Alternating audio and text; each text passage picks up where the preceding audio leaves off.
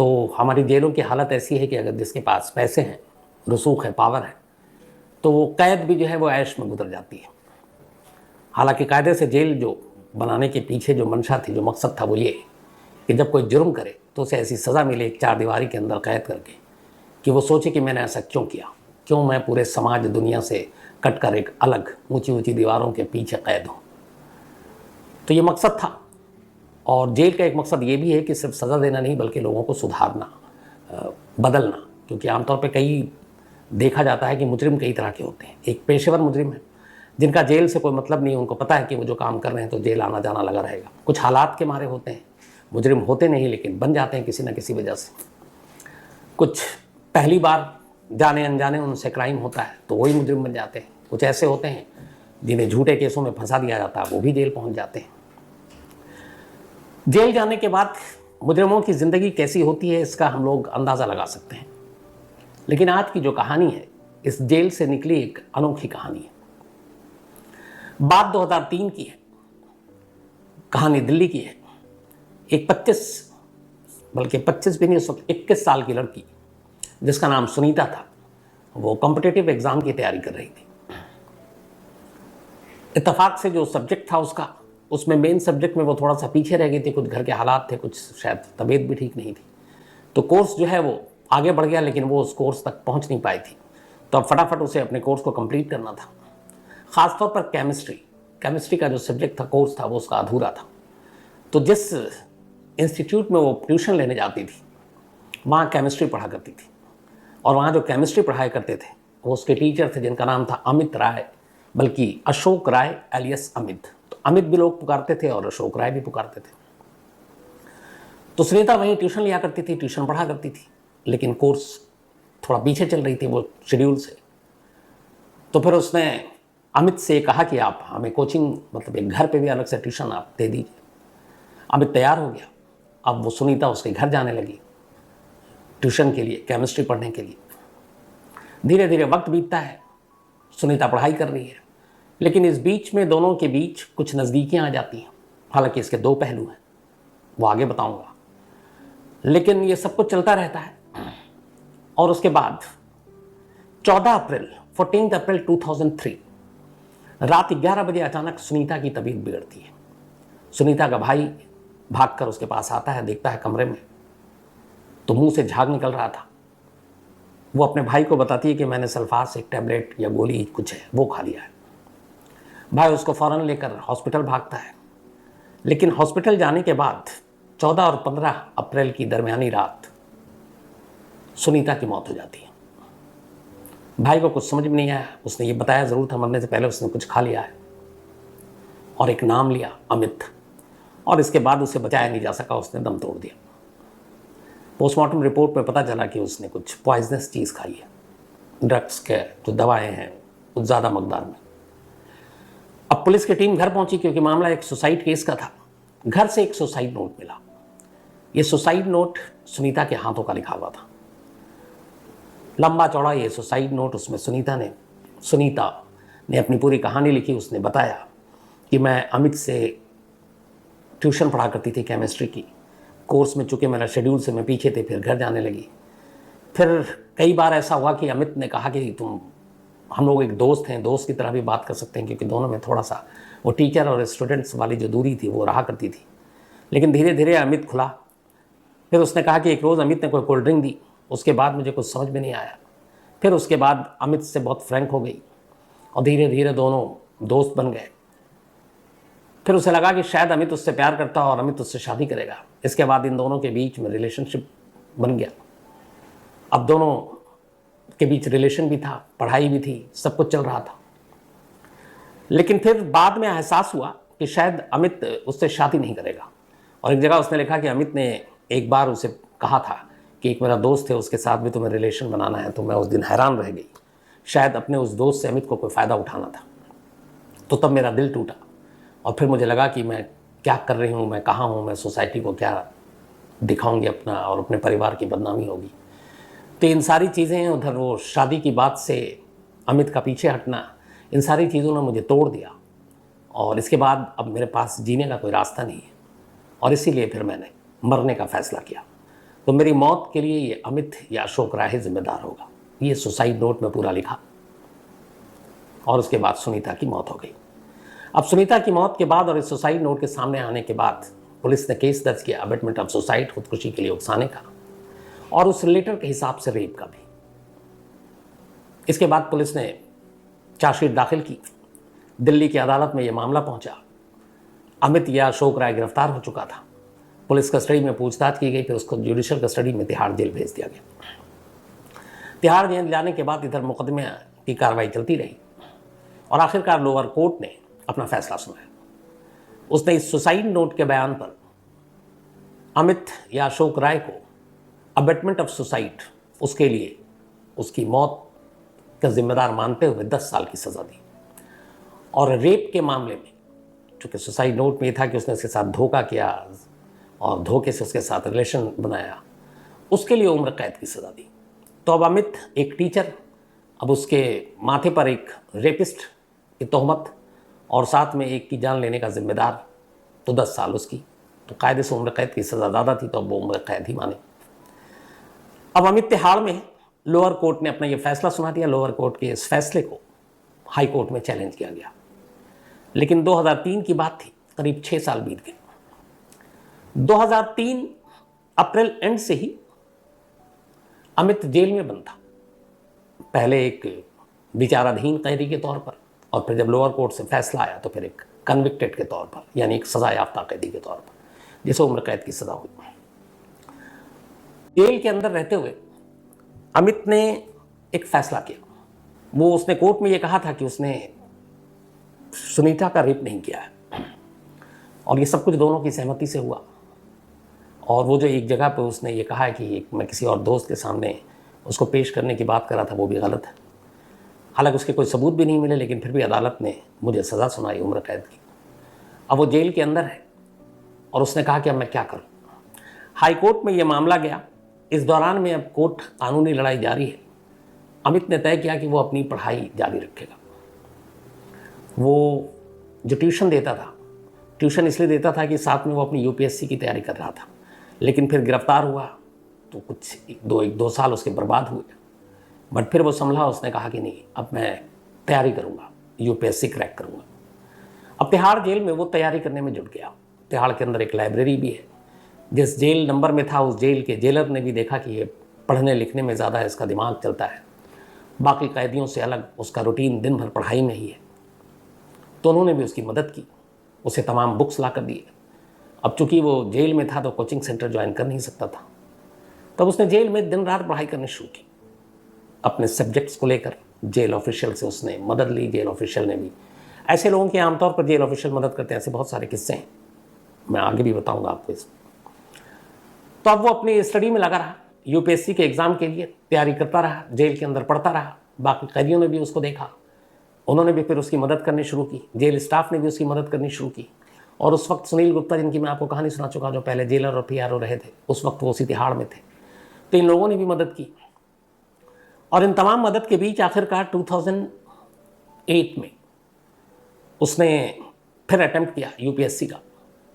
5 साल हो गए थे उसको तिहाड़ में रहते हुए गिरफ्तारी के बाद, और इस दौरान में अब उसको सज़ा भी हो चुकी थी। फिर उसने शुरुआती एग्ज़ाम क्लियर किया, फिर मेंस की बारी आई, उसने मेंस क्लियर किया। अब इंटरव्यू बचा और इत्तेफाक से उसने इंटरव्यू भी क्लियर कर लिया। तिहाड़ जेल में रहता हुआ, जिसके ऊपर एक रेप का इल्ज़ाम लगा, जो रेप में कन्विक्ट हुआ, उम्र कैद की सज़ा है, मतलब उम्र कैद उसे जेल में काटनी है। 2009 में जब रिज़ल्ट आता है यूपीएससी का, तो उस रिज़ल्ट में अमित या अशोक राय यूपीएससी न सिर्फ क्रैक करता है, बल्कि उसकी रैंकिंग भी हाई होती है और वो आईएएस के रैंक में आता है, इंडियन एडमिनिस्ट्रेटिव सर्विस। भारत की सबसे बड़ी जो ब्यूरोक्रेसी है, जो ब्यूरोक्रेट्स होते हैं, क्योंकि यूपीएससी में एक जो सबसे हाईएस्ट रैंक होता है वो है आमतौर पर आईएफएस, इंडियन फॉरेन सर्विस, जिसमें आप विदेशी में, जो विदेशों में अपनी एम्बेसीज हैं वहाँ, फिर आगे चलकर आप एम्बेसडर और ये सारी चीज़ें बनते हैं। तो आईएफएस के बाद आईएससी होता है, उसके बाद आईपीएस होता है, जो पुलिस सर्विस है। तो कायदे से उसने आईएएस क्रैक किया। अब वो एक आईएएस अफसर है। इस देश को चलाने वाले जो ब्यूरोक्रेट्स हैं, कायदे से उसमें उसकी अब गिनती हो गई। खुशी का ठिकाना नहीं। तिहाड़ जेल में जब इस रिजल्ट की खबर पहुंची, पूरा तिहाड़ खुश, तिहाड़ के ऑफिशियल खुश कि उनका एक कैदी उसने इस देश के सबसे टफेस्ट एग्ज़ाम को क्लियर किया, वो भी जेल में रहते हुए, बिना कोचिंग के, बिना कहीं आईएएस एकेडमी और ये जो सारी दुकानें खुली रहती हैं वहाँ जाए हुए सिर्फ अपनी मेहनत के बलबूते पर। पहली बार था ये देश के इतिहास में जब किसी जेल में रहते हुए किसी कैदी ने, वो भी सज़ा याफ्ता, देश के सबसे मुश्किल और सबसे बड़े एग्ज़ाम को पास किया। अब वो आईएएस बन गया। लेकिन ये खुशी थोड़ी देर की थी अभी। क्यों? क्योंकि अब वो कन्विक्टेड है और इधर रिजल्ट आ गया आईएएस। अच्छा, यूपीएससी में ये कि जब आमतौर पर कोई क्लियर होता है तो उसमें अभी तक बहुत सारी चीज़ें हैं कि आपके क्रिमिनल और ये सारी चीज़ों को उनका उस वक्त तक कोई मतलब होता नहीं है। लेकिन अब यहाँ कानून के सामने दिक्कत ये है कि अमित या अशोक राय आईएएस के लिए सिलेक्ट हो गया है। अब उसे ट्रेनिंग दी जानी है, जो यूपीएससी और इनकी अपनी आईएएस की एकेडमी और वो है उत्तराखंड मसूरी में। लेकिन वो तो जेल में बंद है, उम्र कैद की सज़ा काट रहा है। कैसे उसे बाहर किया जाए, कैसे वो आईएएस अफसर बने?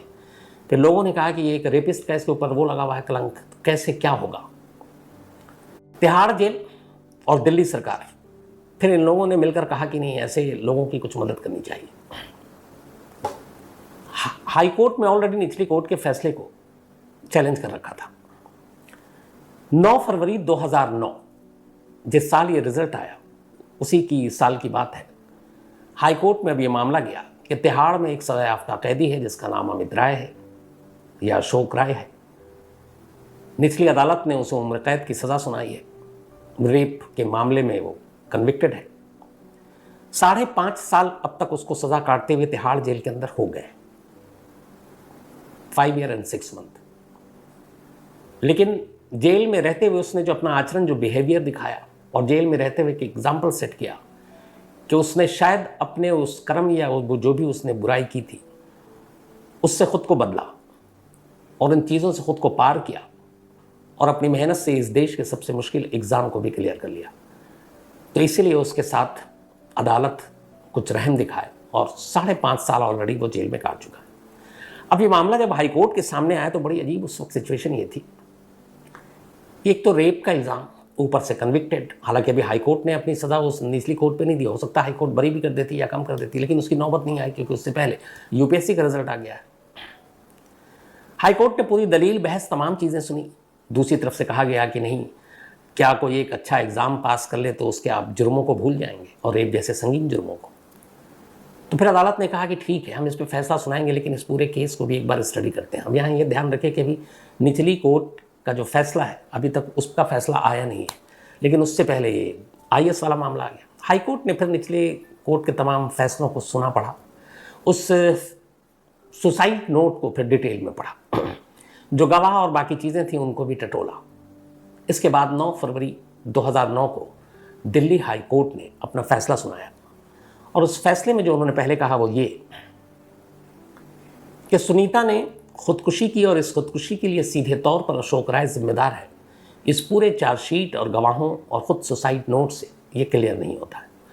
एक्चुअली एबटमेंट ऑफ सुसाइड में एक बड़ी टेढ़ी सी चीज़ होती है कि अगर सामने वाला कोई खुदकुशी कर रहा, सपोज मान लीजिए वो फांसी लटक कर फंदे से झूल जाता है, तो वो चीज़ें उस सामने वाले ने मुहैया की, वो रस्सी लाया, वो दुपट्टा दिया या तार दिया, डायरेक्ट दिया, ला कर दिया, ये चीज़ें अगर साबित होती हैं तो ज़्यादा ईजी होती सज़ा देना।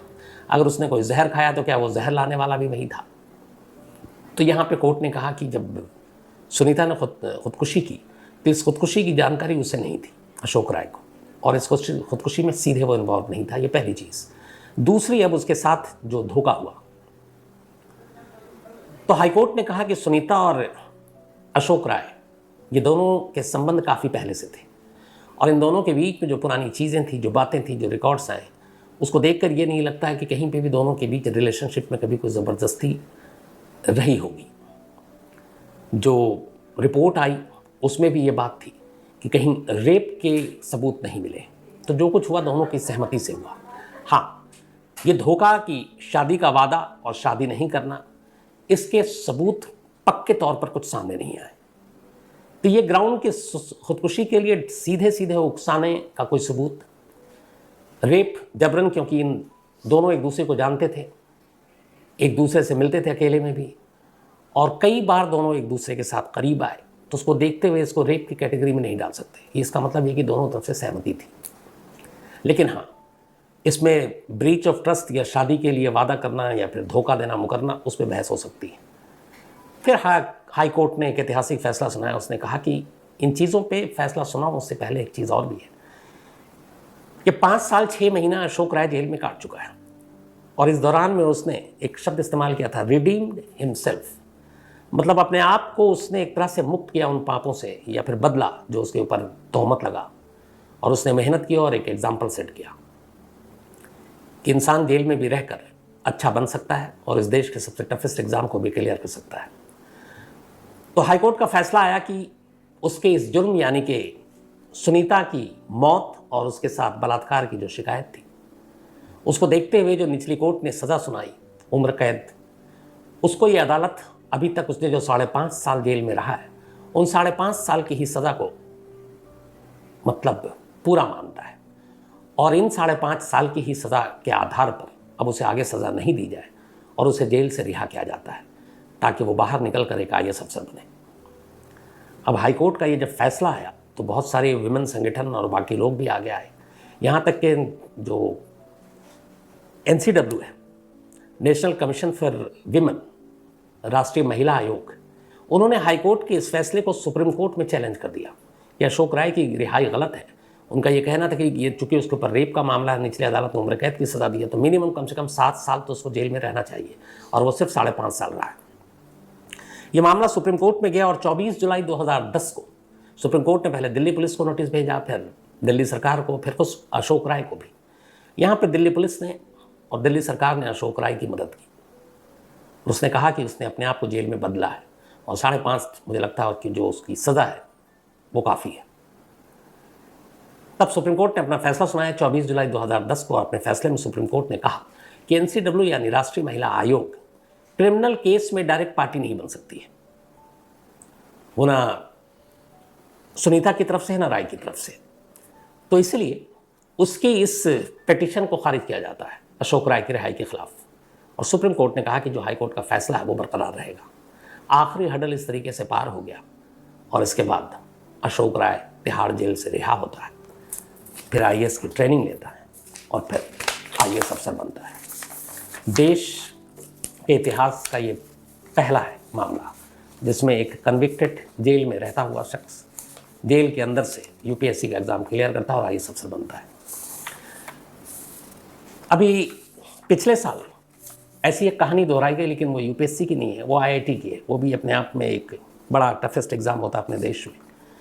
बिहार के नवादा में रहने वाला एक शख्स जिसका नाम सूरज है, सूरज कुमार यादव, ये कोटा यहाँ पे IIT की कोचिंग ले रहा था।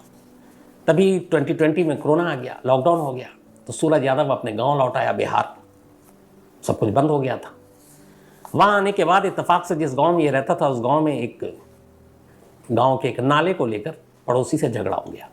इस झगड़े के दौरान एक शख्स की मौत हो गई, और उस मौत के लिए सूरज यादव और उसके भाई दोनों को गिरफ्तार कर लिया गया। इनके ऊपर मर्डर के चार्जेस लगाए गए। चार्ज लगाने के बाद अब इन दोनों को जेल भेज दिया गया। ये दोनों अभी जुडिशियल कस्टडी में। जुडिशियल कस्टडी में जाने के बाद भी सूरज ने अपनी IIT की तैयारी नहीं छोड़ी। वो जेल से ही पढ़ता रहा, और जिस नवादा सब जेल में वो बंद था, वहाँ के जो सुपरिटेंडेंट थे अभिषेक पांडे, उन्होंने खुद उसकी मदद की। उन्होंने उसे किताबें ला कर दी, बल्कि उसको कोचिंग भी दी अंदर ही जेल के, और वो इस तरह से IIT की तैयारी करता रहा। और अभी 2022 जो गुजरा है, सूरज कुमार यादव ने न सिर्फ IIT क्रैक किया, बल्कि 54th रैंक लाया पूरे इंडिया में। हज़ारों होते हैं रैंक। अब 54 रैंक का मतलब ये है कि उसके IIT की जो बेस्ट कॉलेज है अपने देश में, उसमें उसको एडमिशन मिलेगा, और उसकी तमन्ना है IIT रुड़की जाने की, और उसका ड्रीम है एक साइंटिस्ट बनने की, एक वैज्ञानिक। अब उसके केस पे भी नज़र रखी जा रही है, क्योंकि जो केस है, जो ज़मीन का झगड़ा हुआ, क्योंकि सूरज एक प्रोफेशनल मुजरिम कभी रहा नहीं, वो पढ़ाई कर रहा था, एक स्टूडेंट था, यहाँ आया, झगड़ा हुआ, एक पड़ोसी की मौत हो गई, और उसके चक्कर में जेल में बंद है। लेकिन जेल के अंदर से रहकर उसने IIT क्रैक किया, 54th रैंक लाया। तो मुझे लगता है उसके साथ इन चीज़ों को देखते हुए अदालत भी शायद रहम दिखाएगी।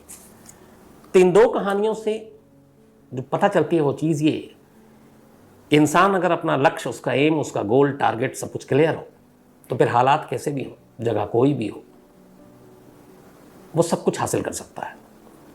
वरना सोचिए कि एक जेल के अंदर जहाँ पे एक से एक छटे हुए बदमाश, टेररिस्ट, कातिल, रेपिस्ट सारे मौजूद हैं, उनके बीच में एक लड़का पढ़ाई कर रहा है और पढ़ाई करते करते वो देश का सबसे बड़ा इम्तिहान पास कर लेता है। तो इससे पता चलता है कि अगर आप सही हैं, आपका एम सही है, तो फिर माहौल मायने नहीं रखता। ये दो कहानियाँ ऐसी हैं जो इसकी एक तरह से मिसाल है। तो फिलहाल कहानी में इतना ही। आपको कैसी लगी अपनी राय ज़रूर दीजिएगा। लेकिन